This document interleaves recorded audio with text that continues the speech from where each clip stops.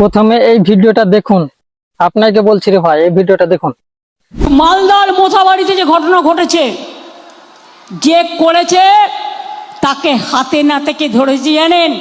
আমাদের সিআইডি। সুদিন মোফাক্কেরুল ইসলামকে অ্যারেস্ট করা হলো। তো বলছে যে তিনি উস্কানিমূলক ভাষণ দিয়েছে। উস্কানিমূলক ভাষণকে শুধু মোফাক্কেরুল ইসলামই দিয়েছে?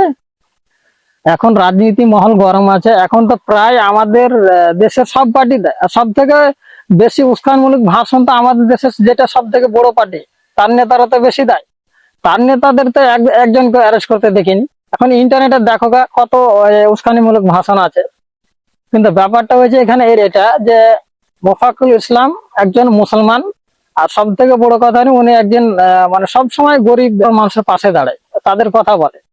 তো বলছে যে একজন এখন মুসলমান নেতা চেড়ে উঠে যাবে, তাকে যাতে চেড়ে উঠতে না দেওয়া যায়, সেই কারণে এই জিনিস। এবার আমি আমার মুসলমান ভাইদের বলবো যে নিজের নেতা চিনা তোমাদের কেন জরুরি, আর নিজের নেতা কেন বানা জরুরি, দেখে নেন জিনিসগুলা। এই ধরনের ভিডিও দেখার জন্য MH শর্ট নিউজ পেজটিকে ফলো করো।